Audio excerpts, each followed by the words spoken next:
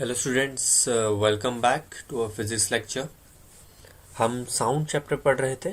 अभी तक हमने जो बेसिक पार्ट देखा था साउंड का, उसमें sound waves, Audible range, frequency, type of waves और ये सभी चीज़ें हमने साउंड के चैप्टर में अभी तक देखी है ना। ठीक है। और जो प्रीवियस लेक्चर थे हमारे, previous lecture was very important because उसमें हमने कुछ एक इंपॉर्टेंट कंसेप्ट पढ़ा था, डेट वॉज डैम्प्ड वाइब्रेशन। सभी को याद आ रहा होगा, प्रीवियस लेक्चर में हमने पढ़ा है डैम्प्ड वाइब्रेशन। तो डैम्प्ड वाइब्रेशन क्या था, एक बार क्विक रिवाइज कर लेते हैं। डैम्प्ड वाइब्रेशन का मतलब होता है कोई किसी भी तरीके की बॉडी जब हम वाइब्रेट करवाते हैं, मतलब उसमें जैसे late us consider tuning fork. एक ट्यूनिंग फॉर्क को अपने रबर पैड पे हिट किया तो ये क्या करेगा, वाइब्रेशन जनरेट करेगा। तो नियर ट्यूनिंग फॉर्क वाइब्रेशन की इंटेंसिटी बहुत ज़्यादा रहेगी। जैसे ही वाइब्रेशन ट्रेवल करेगा इन द स्पेस, मतलब हमारी एनवायरमेंट में, ठीक है, स्पेस में ही, हम एनवायरमेंट में, हमारी सराउंडिंग में जब ये वाइब्रेशन ट्रेवल करेगा from one point two another, धीरे धीरे इसकी एनर्जी कम होती जाएगी। कम क्यों होगी? हमने कुछ फैक्टर्स पढ़े थे। एक था रिस्टोरिंग फोर्स, दूसरा था फ्रिक्शनल फोर्स। ये फ्रिक्शनल फोर्स जो था, ये इस एनर्जी को जैसे जैसे ये ट्रेवल कर रहा है उस एनर्जी को धीरे धीरे कम करने की कोशिश कर रहा है। मतलब फ्रिक्शन फ्रिक्शन लगा रहा है, मतलब अपोजिंग फोर्स लगा रहा है। इस अपोजिंग फोर्स की वजह से अगर हम पॉइंट दूसरी छोर की तरफ देखते हैं तो वहां पे आपका जो वाइब्रेशन का इंटेंसिटी है वो कैसा रहेगा, वो कम हो जाएगा। इसी को कहते हैं डैम्प्ड वाइब्रेशन। ठीक है, इसी को कहते हैं डैम्प्ड वाइब्रेशन। होप सबको लास्ट क्लास में बहुत क्लियर हुआ होगा कि डैम्प्ड वाइब्रेशन क्या होता है। ठीक है। अब इसी के साथ हमने फ्री वाइब्रेशन भी पढ़ा था। फ्री वाइब्रेशन या फिर नेचुरल फ्रीक्वेंसी, मतलब कोई भी अगर ऑब्जेक्ट को हम वाइब्रेट करवाते हैं तो वो एक नेचुरल फ्रीक्वेंसी के साथ वाइब्रेट होता है जब हम हीट करवाते हैं तो। उसके बाद हमने डैम्प्ड वाइब्रेशन पढ़ा। अब एक कंसेप्ट पढ़ते हैं। आज का क्लास जो शुरू करेंगे, आज का क्लास बहुत इंपॉर्टेंट है बिकॉज हम बहुत सारी चीज़ें टेक्निकली पढ़ने वाले हैं, इसका प्रैक्टिकल यूज पढ़ने वाले और देखने वाले कितना डिस्ट्रक्टिव या कंस्ट्रक्टिव है। मतलब ये जो हम साउंड पढ़ रहे हैं, एक एनर्जी जो होती है जिसे हम बहुत कम इंटेंसिटी का समझते हैं। साउंड क्या है, छोटा सा आवाज़, छोटी सी एनर्जी, पर कितना ज़्यादा डिस्ट्रक्टिव हो सकता है या फिर कितना ज़्यादा कंस्ट्रक्टिव हो सकता है, ये भी बहुत बड़ा इंपॉर्टेंस रखता है अपने आप में एक। ठीक है। तो आज के जो चैप्टर, आज का जो हमारा सेशन रहेगा उसमें हम यही चीज़ पढ़ने वाले हैं। तो जो सबसे पहला हम चीज़ शुरू कर रहे हैं वो है फोर्स्ड वाइब्रेशन। ठीक है, वो है हमारा फोर्स्ड वाइब्रेशन। अब as a name suggest, forced vibration क्या कहता है, इसका मतलब क्या होगा? इसका मतलब होगा कि भाई एक जो वाइब्रेशन हम जनरेट करें ना, वो फोर्सफुली कर रहे हैं। और फोर्सफुली कब होता है? जब हम एक्सटर्नल फोर्स अप्लाई करते हैं, है ना। किसी भी चीज़ को अगर फोर्सफुली हम जनरेट कर रहे हैं, मतलब क्या होगा, हम कहीं ना कहीं उसमें एक एक्सटर्नल इफेक्ट, एक्सटर्नल फोर्स या फिर एक्सटर्नल एक पर्टिकुलर क्वांटिटी एड ऑन कर रहे हैं जिसकी वजह से वो वाइब्रेट जनरेशन हो रहा है। तो यही है बच्चों की फोर्स वाइब्रेशन का मतलब। एज अ नेम सजेस्ट, ऐसा बहुत रॉकेट साइंस नहीं है, नाम पे ध्यान देना। क्या कह रहे हैं, फोर्स वाइब्रेशन। वाइब्रेशन क्या होता है? वाइब्रेशन होता है मोमेंट ऑफ पार्टिकल्स। कैसे हो रहा है? फोर्सफुली हो रहा है। फोर्सफुली हो रहा है तो सिंपल सी बात है, कहीं ना कहीं एक्सटर्नल फोर्स का इन्फ्लुएंस होगा, तो इसी को कहेंगे हम फोर्स वाइब्रेशन। तो देखते हैं डेफिनेशन पढ़ते क्या कह रहा है। The vibration of a body which takes place,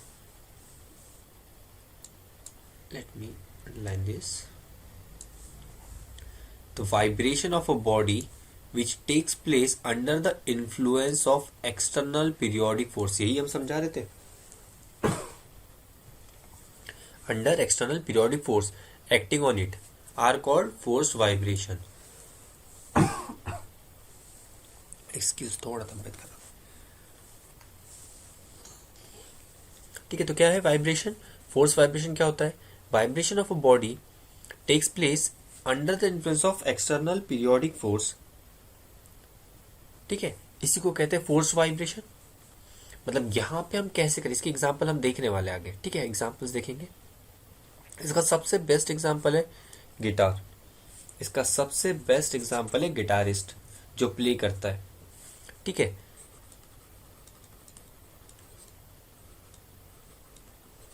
क्या हो गया इसे?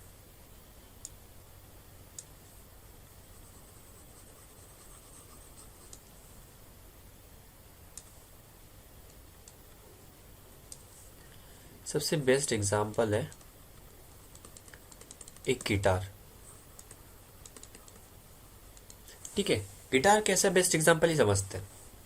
अब यहाँ पे आप समझिए, ये जो गिटार में एक होल होता है, हॉलो, इसके ऊपर कहीं स्ट्रिंग्स होती है, इसके ऊपर कहीं स्ट्रिंग्स होती है, इस तरीके से इस पे स्ट्रिंग्स लगी होती है।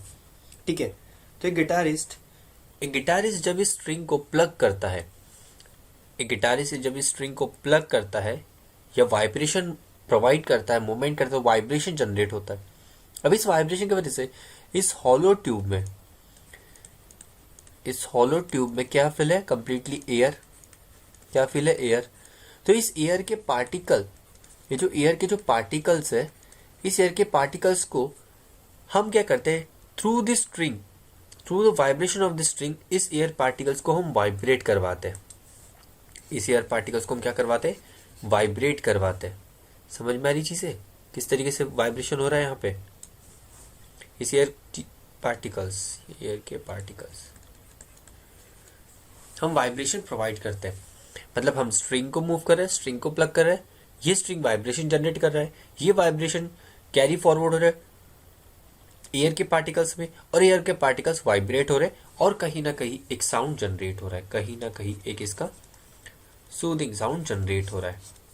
ठीक है, तो मतलब हमने क्या किया? एयर के पार्टिकल्स को वाइब्रेट करवाया by using external force that is strings. ठीक है, स्ट्रिंग्स को प्लग करके। तो यही होता है फोर्स्ड वाइब्रेशन का एग्जाम्पल। यही है सबसे बेस्ट फोर्स्ड वाइब्रेशन का एग्जाम्पल। होप सब सभी को क्लियर होगा कि फोर्स वाइब्रेशन का मतलब कैसा होता है, किस तरीके से फोर्स वाइब्रेशन वर्क करता है ना। अब देखते हैं what are the factors affecting force vibration. First, same as the damp, that is restoring force. Second, frictional force, same as the damp. अब थर्ड यहाँ पे कुछ चेंज है, that is external periodic force. यहाँ पे क्या रहा है? एक्सटर्नल पीरियोडिक फोर्स, क्योंकि यहाँ पे हमने देखा कि यहाँ पे एक्सटर्नल फोर्स की जरूरत पड़ती है।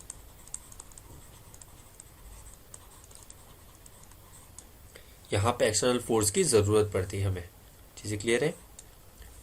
यहाँ तक सभी को क्लियर होगा। होप सो फोर्स वाइब्रेशन का मतलब समझ में आ गया होगा कि फोर्स वाइब्रेशन क्या होते हैं।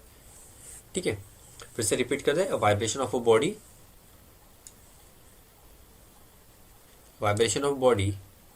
that takes place under the influence of an external periodic force. Important है, external periodic force are called force vibration. Simple सा डेफिनेशन बन रहा है।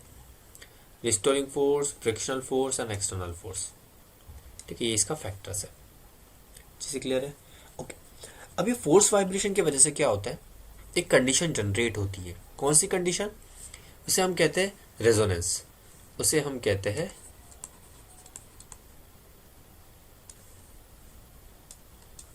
नेक्स्ट स्लाइड पे। ठीक है, ड्यू टू फोर्स वाइब्रेशन एक कंडीशन जनरेट होती है जिसे हम कहते हैं रेजोनेंस। अभी रेजोनेंस क्या होता है पहले हम समझते हैं, फिर इसके टेक्निकल टर्म्स में जाएंगे। फिर से गिटारिस्ट पे आते हैं। ठीक है, अब क्या हो रहा था? यहाँ पे हमने इस स्ट्रिंग को प्लग कर दिया, इस स्ट्रिंग ने क्या किया? वाइब्रेशन जनरेट कर दिया। अब यहाँ पे जो एयर था, एयर में भी वाइब्रेशन जनरेट हो गया। जब स्ट्रिंग की वाइब्रेशन और एयर की वाइब्रेशन मैच कर जाती है, जब स्ट्रिंग की वाइब्रेशन और एयर की वाइब्रेशन मैच कर जाती है, इसी कंडीशन को हम कहते हैं रेजोनेंस। इसी कंडीशन को हम कहते हैं रेजोनेंस। ठीक है, तो एक्चुअली रेजोनेंस क्या होता है? फ्रीक्वेंसी मैच करना है, फिर वाइब्रेशन, या फिर यहां पे हम कह सकते हैं फ्रीक्वेंसी। हम फ्रीक्वेंसी या फिर वाइब्रेशन को मैच करवा रहे हैं। किससे? फोर्स्ड और फ्री से। फोर्स्ड और फ्री से, दैट इज नेचुरल फ्रीक्वेंसी से हम पीरियोडिक फ्रीक्वेंसी को मैच करवा रहे हैं। ठीक है, समझते क्या होता है? तो ठीक है, ये नेक्स्ट स्लाइड हम आते हैं, दैट इज रेजोनेंस। समझते हैं रेजोनेंस क्या होता है? The frequency of the external applied periodic force, the frequency किसका? External of a body is equal to the natural frequency, is equal to the natural frequency. The body readily begins to vibrate with an increased amplitude। सबसे important part इसमें ये मिलेगा आपको, सबसे important, vibrate with an increased amplitude. This phenomena is known as resonance. मतलब actually क्या होता है रेजोनेंस? एक एक्सटर्नल अप्लाइड फोर्स लाइए आप, ठीक है, एक्सटर्नल अप्लाइड फोर्स आई है, और वो जिस भी बॉडी का होगा उसको नेचुरल फ्रीक्वेंसी के साथ मैच करवा दीजिए। मतलब क्या हो रहा था, वही एग्जांपल हम समझते हैं, गिटार, गिटार का अपना होलो पार्ट, यहाँ पे कंप्लीटली स्ट्रिंग्स, स्ट्रिंग्स को हमने वाइब्रेट करवा दिया, स्ट्रिंग्स को हमने वाइब्रेट करवा दिया, ठीक है। अभी क्या करेगा, स्ट्रिंग का वाइब्रेशन, विजिबल नहीं है शायद से कलर,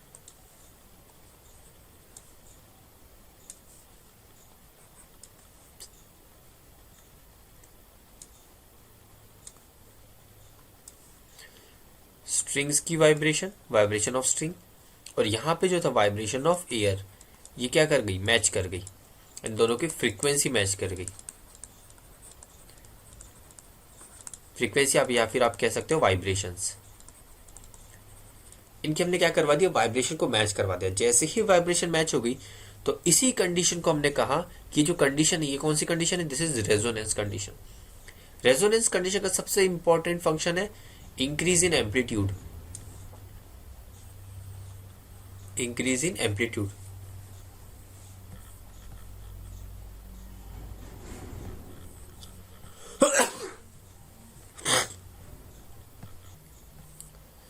जो रेजोनेंस होता है, रेजोनेंस का सबसे important function that is increase in amplitude. मतलब यहाँ पे क्या होगा, जो एम्पलीट्यूड है, जो दो वेव्स मैच करने वाली है, that is consider this is the first wave, और इसके साथ जो सेकंड वेव मैच करने वाली है, इसको हम फोर्स्ड और फ्री वाइब्रेशन से मैच करवाएंगे। तो जब ये दोनों कंबाइंड हो जाएगा तो इसका जो एम्पलीट्यूड हो जाएगा, एम्पलीट्यूड मतलब कुछ इस तरीके से, एम्पलीट्यूड कहते हैं maximum displacement of a mean particle from its mean position. इसी चीज को हम एम्पलीट्यूड कहते हैं, इसी चीज को हम एम्पलीट्यूड कहते हैं। तो ये मैक्सिमम हो जाएगा। तो मतलब किसी भी साउंड को अगर आपको मैक्सिमम जनरेट करना है तो आप उनकी फ्रीक्वेंसी मैच करवा लीजिए, तो वो साउंड बहुत लार्ज इंटेंसिटी का आपको सुनाई आएगा। इसका सबसे बेस्ट एग्जांपल है एक म्यूजिकल फंक्शन।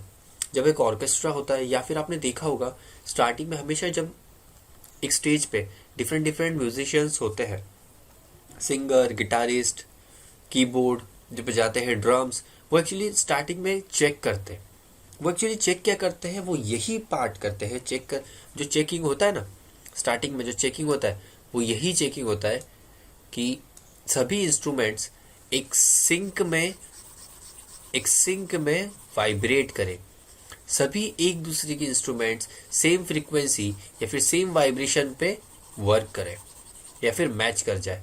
रीजन क्या है, जैसे ही ये मैच कर जाएगा तो इन सभी इंस्ट्रूमेंट्स का, लेट अस कंसीडर यहाँ पे कोई गिटारिस्ट है, यहाँ पे ड्रमिस्ट है, यहाँ पे वोकलिस्ट है, ठीक है, यहाँ पे कोई कीबोर्ड पे है कोई, तो ये सभी लोग क्या करेंगे, एक सिंक बनाएंगे, एक मैचिंग पॉइंट बनाएंगे कि एक ऐसा फ्रीक्वेंसी है जो सब मैच कर जाए, सो दैट जब ये साउंड यहाँ से जनरेट हो, साउंड यहाँ से जब जनरेट हो तो वो हाई एम्पलीट्यूड का जनरेट हो। साउंड कैसे जनरेट हो, हाई एम्पलीट्यूड का, सो दैट यहाँ पे इंटेंसिटी ऑफ साउंड बहुत क्लियर, और सभी म्यूजिक एक साथ सुनाई आनी चाहिए। ऐसा नहीं कि पहले गिटार का साउंड आ रहा है, फिर ड्रम का साउंड आ रहा है, फिर कीबोर्ड आ रहा है, फिर जो सिंगर है उसका साउंड ही नहीं आ रहा है ना, ऐसा नहीं होना चाहिए।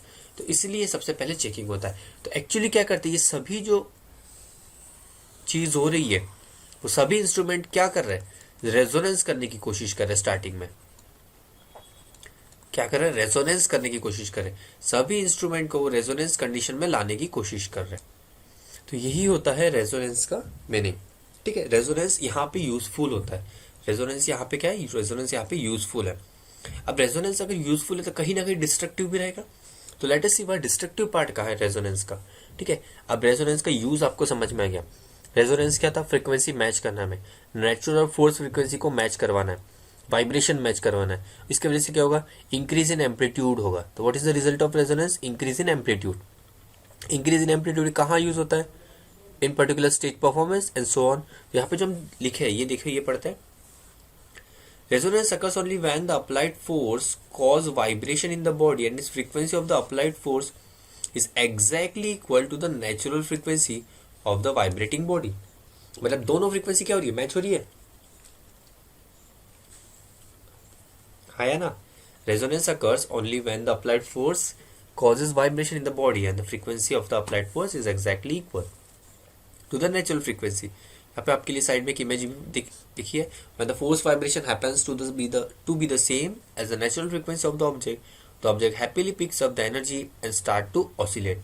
This is called resonance. Example of resonance are swing, Tacoma bridge collapse. अब ये टेकोमा ब्रिज कोलैप्स बहुत ही एक पॉपुलर इंसिडेंट है, हम आपको बताएंगे। ब्रेकिंग ऑफ वाइन ग्लास, ठीक है, wine glass and so glasses जैसे ब्रेक होते हैं, ये भी एक रेजोनेंस फ्रीक्वेंसी का ही रिजल्ट है। अब यहाँ पे जो आपने पढ़ा है टेकोमा ब्रिज कोलैप्स, ये हम बताते हैं आगे, ठीक है। आगे नेक्स्ट स्लाइड में आप देखोगे कुछ एग्जांपल्स है, कुछ एग्जांपल्स है। Child being pushed on a swing, shattering glasses, Tacoma bridge collapse due to oscillation by the wind, upper deck of the Nijima. Okay, कुछ एग्जांपल्स है। अब आपने यहाँ पे एक एग्जांपल देखा होगा, एक वोकलिस्ट होते हैं जो कंप्लीटली अपने साउंड से ग्लास ब्रेक करता है। आप यहाँ पे देख रहे हो दिस एग्जांपल, ग्लास ब्रेक कर देता है। ये कैसे करता है? अब ये ग्लास कैसा है, नेचुरल फ्रीक्वेंसी में इसकी पार्टिकल्स वाइब्रेट कर रहे हैं।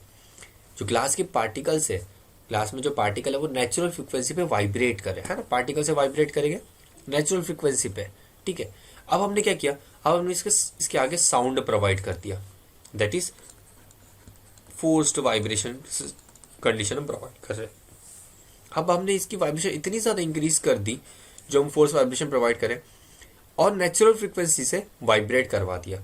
अब जैसे ही नेचुरल फ्रीक्वेंसी से वाइब्रेट करते हो क्या होगा, large amount of energy transfer होगी, बिकॉज जो हम साउंड जनरेट करें उसमें ट्रिमेंडियस अमाउंट ऑफ एनर्जी है। अब जैसे ही एनर्जी ट्रांसफर होगी तो ये जो नेचुरल वाइब्रेटिंग पार्टिकल्स थे इस क्लास में, जो नेचुरल वाइब्रेटिंग पार्टिकल्स थे ये वाइब्रेट होना शुरू हो जाएंगे, और जैसे ही ये वाइब्रेट होगा इसमें high tremendous amount of energy होने की वजह से ये ग्लास ब्रेक हो जाएगा।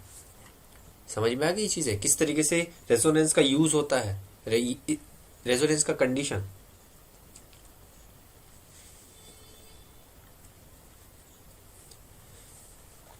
वैसे एक इंसिडेंट था, हिस्ट्री में एक इंसिडेंट हुआ है टेकोमा नैरो ब्रिज पे। बहुत सारे इंसिडेंट है, one of the popular incident है। यहाँ पे आप ब्रिज देख रहे हो, ये ब्रिज कोलैप्स हो गया था। आप सेकंड इमेज में देख रहे हो, this is the first image, this is the second image. अब सेकंड इमेज में देख रहे हो ब्रिज कोलैप्स हो गया। कैसे ब्रिज कोलैप्स कैसे हुआ sir? Just because of resonance. Resonance की वजह से ब्रिज कैसे कोलैप्स हो, सही समझते हैं। ब्रिज अपने नेचुरल फ्रीक्वेंसी पे वाइब्रेट कर रहा था, अब यहाँ पे बहुत तेजी से विंड ब्लो करना शुरू हो गया। अब विंड ब्लो करेगा तो क्या करेगा, वाइब्रेशन, पार्टिकल्स मूव करेगा, वाइब्रेशन। अब विंड ने क्या किया, इतना तेज वाइब्रेट किया कि इस ब्रिज के नेचुरल फ्रीक्वेंसी से मैच कर गया और इस ब्रिज को भी वाइब्रेट करवा दिया, बहुत ज्यादा तेजी से वाइब्रेट करवा दिया। तो उसका जो रिजल्ट है वो कोलैप्स्ड। देखो आप देख रहे हो ब्रिज कोलैप्स्ड हो गया। वैसे ही जो बिल्डिंग्स डैमेज होती है इन अर्थक्वेक, अर्थक्वेक में जो बिल्डिंग डैमेज होती है, रीजन क्या है, रेजोनेंस। जैसे ही अर्थक्वेक की फ्रीक्वेंसी बिल्डिंग के फ्रीक्वेंसी के साथ मैच हो जाती है तभी बिल्डिंग कोलैप्स्ड होती है। अगर मैच नहीं हुई तो बिल्डिंग सस्टेन कर जाती है। चीजें क्लियर है? ओके, तो ये कुछ एग्जांपल्स थे, प्रैक्टिकल एग्जांपल्स रेजोनेंस के। अभी हम कुछ एग्जांपल्स देखेंगे, demonstration of resonance, experimental example देखते हैं। एक्सपेरिमेंटल एग्जाम से हम पढ़ेंगे। ओके, अब जो हम प्रैक्टिकल एग्जांपल्स देखने वाले हैं, इन प्रैक्टिकल एग्जाम से बेटा क्वेश्चन बनते हैं, तो यहाँ पे ध्यान दीजिए, एक एक चीज करके हम डिस्कस करने वाले हैं। सबसे पहला example, resonance with a tuning fork. सबसे first example, resonance with a tuning fork. जैसे कि आप एक डायग्राम देख रहे हो यहाँ पे, रेजोनेंस ऑफ साउंड वेव्स। क्या हो रहा है, एक ट्यूनिंग फॉर्क है। सिस्टम को पहले समझते हैं एक्चुअली क्या है। टू आइडेंटिकल ट्यूनिंग फॉर्क हमने दैट इज ए और बी दोनों सेम फ्रीक्वेंसी के साथ रखा है on a vibrating column. Vibrating column मतलब ये अंदर से हॉलो है जहां से साउंड ट्रेवल कर सकता है, हमने इसे हॉलो रखा है, ठीक है। दोनों ओपन एंड फेस की है, ये भी एक ओपन एंड, इस तरफ भी ओपन एंड है, ये भी ओपन एंड है, दोनों ओपन एंड है, ठीक है। चीजें क्लियर है? ट्यूनिंग फॉर्क ए और बी। ओके, अब हमने क्या किया, ट्यूनिंग फॉर्क ए को वाइब्रेशन प्रोवाइड कर दिया। ट्यूनिंग फॉर्क ए को वाइब्रेशन प्रोवाइड कर दिया by hitting the putting the tuning fork A on its sound box. So we can find that the other tuning fork also start vibrating with a loud sound is heard. मतलब अब क्या किया हमने, जो vibration provide किया था वो सिर्फ और सिर्फ ट्यूनिंग फॉर्क ए को प्रोवाइड किया था। कैसे? By hitting with a rubber stamp और एनीथिंग एल्स। अब जैसे ही ट्यूनिंग फॉर्क वाइब्रेट हुआ तो ये साउंड जनरेट करेगा, साउंड ट्रेवल कर गया साउंड बॉक्स से आउटलेट की तरफ, क्योंकि एक ही ओपन एंड है, इस तरफ क्लोज था, इस तरफ तो एंड क्लोज है, तो साउंड बॉक्स यहाँ से ट्रेवल करेगा। अब जैसे ही साउंड ट्रेवल करेगा ये एंटर करेगा इस ओपनिंग में, that on the second box, second sound box. अब साउंड बॉक्स यहाँ ट्रेवल करेगा, फिर इस तरीके से अपवर्ड डायरेक्शन में ट्रेवल करेगा। और जब हम देखेंगे तो यहाँ पे आप एक चीज नोटिस करोगे, जो ट्यूनिंग फॉर्क बी है ये भी वाइब्रेशन में आ चुका है, जबकि हमने वाइब्रेशन में इसे प्रोवाइड नहीं किया था। This is an experimental proof, यहाँ पे लैब में आप कर सकते हो। मतलब यहाँ पे क्या हुआ है, जैसे फ्रीक्वेंसी, जो फ्रीक्वेंसी थी ए की, वो बी को वाइब्रेट करवाने पे मजबूर कर दिया, that is forced vibration condition आ गया। यहाँ पे क्या हो गया, this is forced vibration condition, है ना, फोर्स्ड वाइब्रेशन है। चीजें क्लियर है, फोर्स्ड वाइब्रेशन। तो सब इसका रीजन समझते हैं। तो vibrating tuning fork A produce the forced vibration, the vibrating tuning fork A produce the forced vibration in the air column of its sound box. So this vibration are of large amplitude because of the large surface area of air in the sound box and so on. ठीक है, तो जो यहाँ पे जो amplitude generate हुआ है sound का, वो बहुत ज़्यादा हाई इंटेंसिटी का है। क्यों? क्योंकि साउंड बॉक्स भी बड़ा है, एनवायरमेंट भी बड़ा है। ठीक है, they are communicated to the sound box of tuning fork B. The air column of B start vibrating with the frequency of fork A, जो हमने अभी एक्सप्लेन किया। Since the frequency of this vibration is same as the natural frequency of fork B, the tuning fork B picks up this vibration and start vibrating under resonance. Thus, the two sounds boxes help in communicating the vibration and is increasing the amplitude of vibration. Clear है? समझ में किस तरीके से हुआ है यहाँ पे सारी चीजें। मतलब हमने क्या किया, ट्यूनिंग फॉर्क A पे वाइब्रेशन प्रोवाइड किया, यहां से वाइब्रेशन कैरी फॉरवर्ड हुआ बी तक, इन दोनों की फ्रीक्वेंसी मैच करके दैट इज रेजोनेंस कंडीशन में आ गई। जैसे ही रेजोनेंस कंडीशन में आ गई तो ट्यूनिंग फॉर्क बी भी वाइब्रेशन में आ चुका है। तो यहाँ पे क्वेश्चन जरूर बनता है। ठीक है, इसको एक्सप्लेन करने के लिए आपको बन सकता है, तो you have to draw diagram and you have to explain. Next example, which is the favourite one of an examiner. This is the favourite example of examiner and most important question which is frequently asked in the exams. It can be a school exams, test exams, a board exam, whatever. Very important question. You can mark this question as an important one. ठीक है, same concept है forced vibration का। ठीक है, पर ये favourite है। क्यों है ये जानते हैं।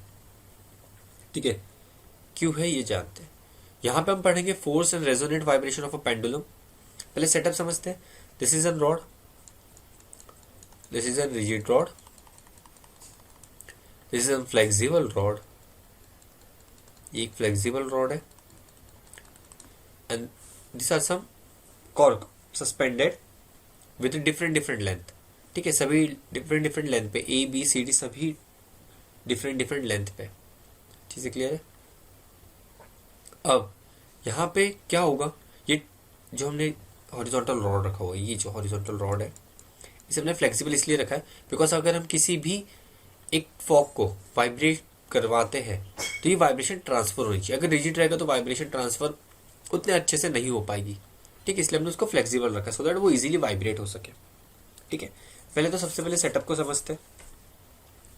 Take 4 pendulums that is ABCD, suspended them from the same elastic support. Same suspender, this is कैसा है, this is an elastic support. हमने कहा था रिजिड नहीं है, ये इलास्टिक सपोर्ट है। से from a piece of stretch rubber string और whatever. A and B are the pendulum of the same length. यहाँ पे आप दिख रहे हो, A and B are of the same length, so that natural frequency of vibration is same length है, same length के साथ attached है। तो यहाँ पे वाइब्रेशन कैसा रहेगा, फ्रीक्वेंसी सेम रहेगा। इस केस में हमारा ए और सी है, इस केस में हमारा ए और सी है। ठीक है, इस केस में हमारा ए और C, A and C, this is A, this is C. Okay, they both are of the same length. Let us consider length L and length L.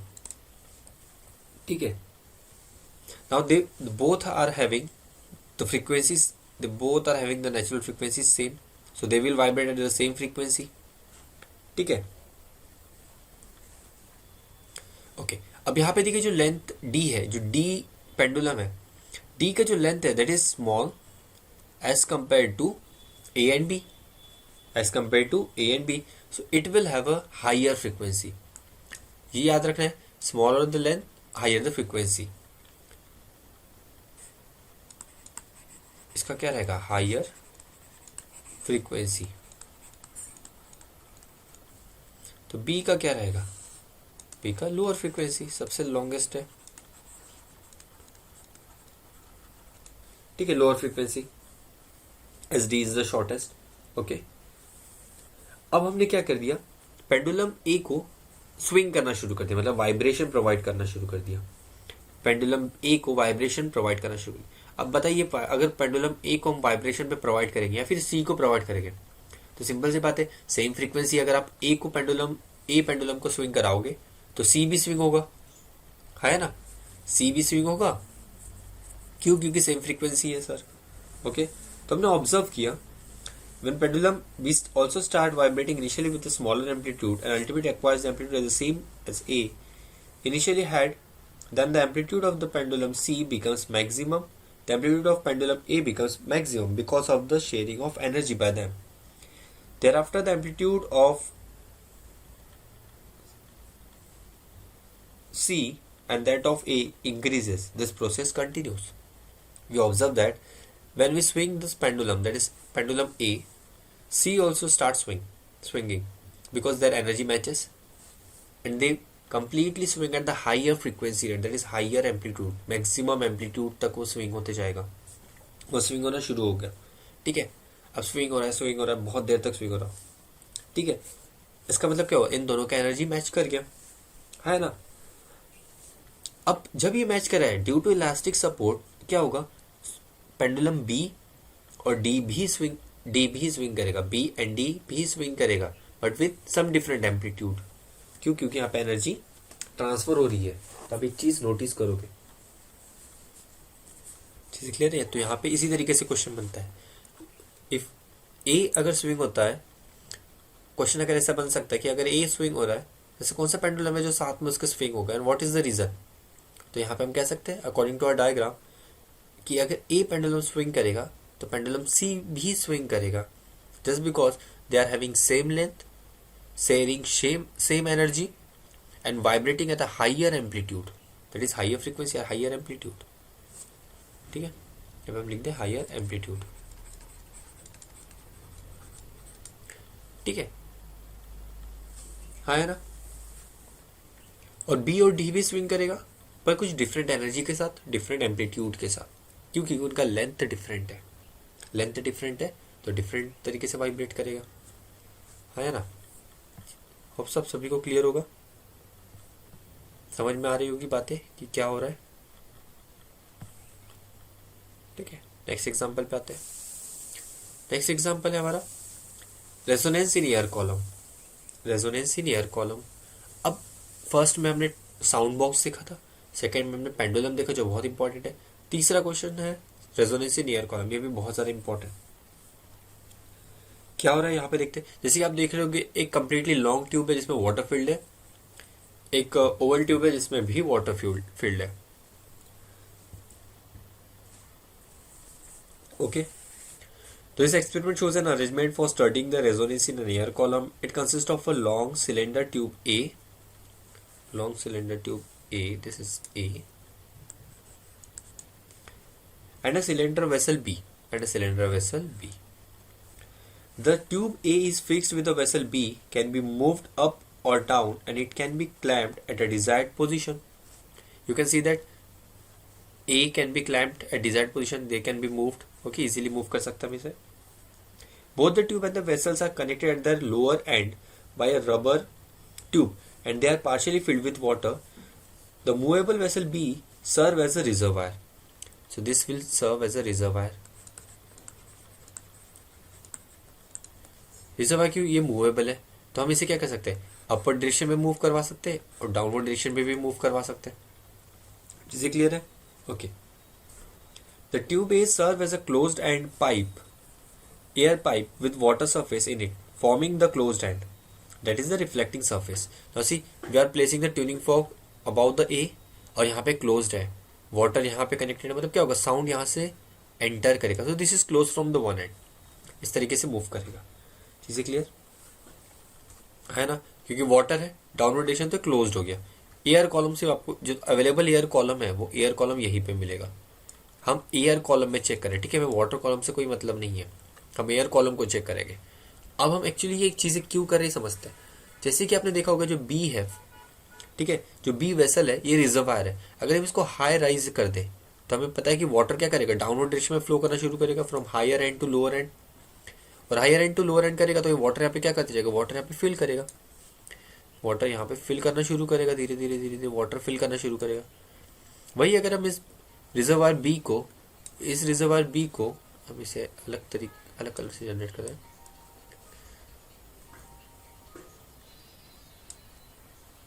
Reservoir B को अगर डाउनवर्ड डायरेक्शन में move करवा रहे हैं तो क्या होगा, water इस साइड से फिर से रिजर्वायर बी में मूव करना शुरू करें, मतलब यहाँ पे क्या होगा, वाटर कॉलम इंक्रीज होगा। बेटा बच्चों इसको नोट करना है, अगर रिजर्वायर बी को हम इंक्रीज करेंगे तो जो वाटर कॉलम है वो डिक्रीज होगा, क्योंकि वाटर मूव करेगा। बी को डाउनवर्ड करेंगे तो जो वाटर कॉलम है वो इंक्रीज होगा। ठीक है, ये चीज पता होनी चाहिए हमें।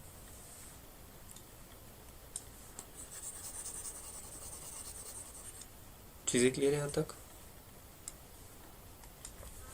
तो इस तरीके से वाटर कॉलम हमारा चेंज होगा। ठीक है, इस तरीके से हमारा वाटर कॉलम चेंज होगा बाय इंक्रीजिंग और decreasing the height of reservoir. Reservoir के हाइट की वजह से water upward and downward direction में फ्लो होता है। चीजें क्लियर है यहाँ तक बच्चों।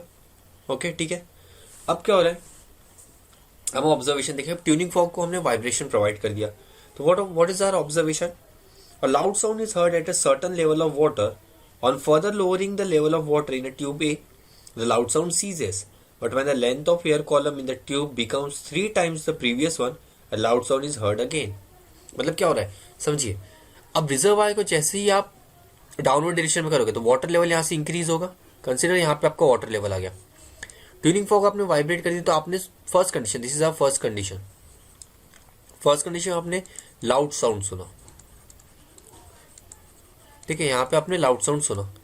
अब सेकंड कंडीशन में क्या हो रहा है, अब धीरे धीरे हम क्या कर रहे हैं, on further lowering the level of water in tube A, इसको लोअर करें। ठीक है, lowering the level of water tube A the loud sound ceases. चीजें क्लियर है। अब यहाँ पे हम इसका लेवल धीरे धीरे कम कर रहे हैं, तो आपने देखोगे कि कंसिडर यहाँ पे आ गया। सेकंड पॉइंट पे आपने सुना कि जो साउंड है वो सीज्ड हो चुका है, मतलब साउंड आपको सुनाई नहीं आ रहा है। आप थर्ड टाइम पे देखोगे थर्ड लेवल और लोअर डाउन करें, मतलब थर्ड केस में क्या हुआ, जो फर्स्ट कॉलम था उसके 3 टाइम्स हो चुका है, 3 टाइम्स द लेंथ, तो यहां पे फिर से लाउड साउंड सुनना ही आ गया। तो इस तरीके से आप जब वाटर कॉलम को चेंज करते हो, वाटर कॉलम को चेंज करते हो तो जो साउंड है वो कभी सीज्ड होता है, कभी लाउड जनरेट होता है। तो ये डिपेंड करता है आपके एयर कॉलम पे। इसका एक्सप्लेनेशन क्या समझते हैं, the vibrating tuning fork held just about the mouth of a tube A produce forced vibration in the air column of tube A. When the frequency of the air column is decreased by increasing the length of the air column, frequency is decreased by increasing the length of the air column, air column increase कर रहे हैं, मतलब हम क्या कर रहे हैं, downward direction में वाटर को शिफ्ट कर रहे हैं। इसका मतलब हम क्या कर रहे हैं, रिजर्वायर को ऊपर उठा रहे हैं, सॉरी रिजर्वायर को नीचे ले जा रहे हैं, तो वाटर मूव करेगा। When the frequency of air column is decreased by increasing the length of air column at a certain level of water in tube A, a loud sound is heard. This happens when the natural frequency of a air column becomes equal to the frequency of the tuning fork. That is, the vibration of air column are in the resonance with those of the fork. ठीक है, तो जब हमने क्या first condition में क्या हुआ, loud sound increase किया, मतलब क्या हुआ, ट्यूनिंग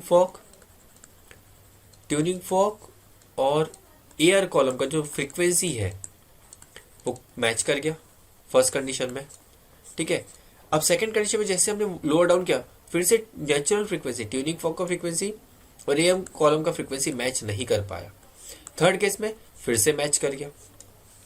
ठीक है, this is the reason why tuning forks generate loud sound when air column is changed.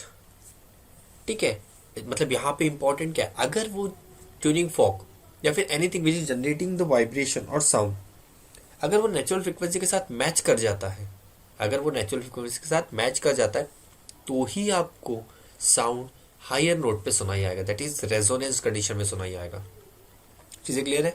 तो रेजोनेंस क्या करता है, क्योंकि हमने पढ़ा रेजोनेंस जब चीजें होती है तो हाई एम्पलीट्यूड जनरेट होता है, हाई एम्पलीट्यूड जनरेट होता है, और उसका डैमेज हमने देखा है ब्रिज तक डैमेज हो सकता है रेजोनेंस कंडीशन से। ठीक है, इसी के लिए इसका और एक बेस्ट एग्जांपल है, जब आर्मी ट्रूप वॉक करता है ना, आर्मी ट्रूप जब परेड करता है ग्राउंड पे नहीं पर ब्रिज पे, किसी अगर कोई एक हैंगिंग ब्रिज है, जब आर्मी ट्रूप उस पर परेड करता है तो हमेशा आर्मी ट्रूप को एक एडवाइस दी जाती है कि जो उनके लेग्स की टैपिंग होती है, जब वो टैप करते हैं लेफ्ट राइट, उनका सिंक उनको चेंज करना होता है। कोई लेफ्ट कर रहा है तो किसी को राइट करना जरूरी होता है। क्यों? क्योंकि अगर सभी लेफ्ट करेंगे, सभी सेम इंटेंसिटी के साथ लेफ्ट फुट एक साथ रखेंगे तो क्या होगा, रेजोनेंस हो जाएगा। रेजोनेंस होगा ना, फ्रीक्वेंसी मैच कर जाएगी, और रेजोनेंस होने से क्या होता है, जो ब्रिज पे वो जो वॉक करे वो ब्रिज कोलैप्स हो सकता है। अगर वो नॉर्मल ब्रिज होगा, छोटा सा ब्रिज होगा, कोई वुडन ब्रिज होगा तो वो कोलैप्स हो सकता है। इसलिए उन्हें सिंक को मिसमैच करने का ऑर्डर मिलता है। ये भी एक रीजन है, आपको ध्यान रखना है, बहुत ही बढ़िया है। ठीक है, तो यही थी हमारी क्लास बच्चों, यहाँ तक। ठीक है, होप सो आपको समझ में आ गया होगा कि आज की क्लास में क्या हुआ है। नेक्स्ट क्लास में जब हम आएंगे तो नेक्स्ट क्लास में हम ऑलमोस्ट लास्ट पार्ट ले आएंगे इस चैप्टर का।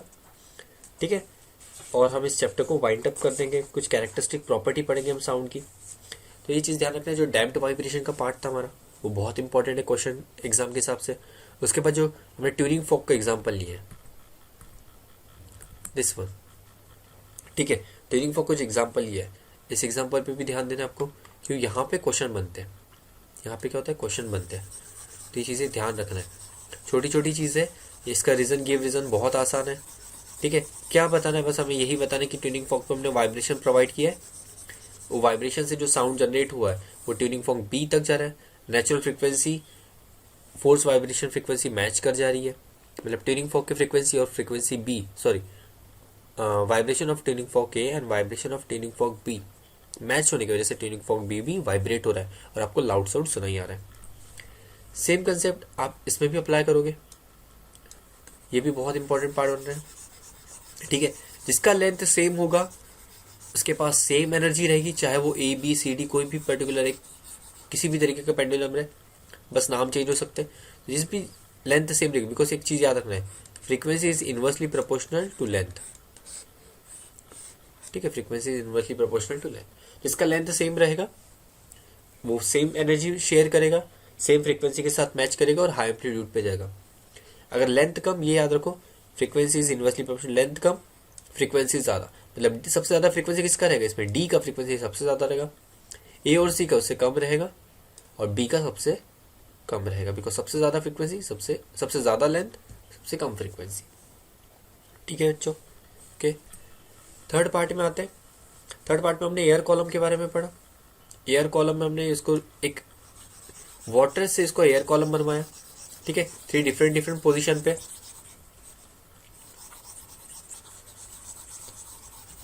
देख सकते हो आप यहाँ पे। ठीक है, फर्स्ट इसमें हमने क्या किया, जो जैसे ही वाइब्रेट हुआ फर्स्ट पर्टिकुलर एयर कॉलम पे वाइब्रेट होता है, यहाँ पे हमने कंसीडर कर लिया, ऑब्जर्वेशन में ये था कि यहाँ पे एयर कॉलम का जो फ्रीक्वेंसी है वो मैच कर गया, एयर कॉलम का जो फ्रीक्वेंसी है वो मैच कर गया, नेचुरल फ्रीक्वेंसी मैच कर गई। चीज़ें क्लियर? ओके एंड सो कोई डाउट होगा तो आप पूछ सकते हो मुझसे। Thank you, it's all from my side.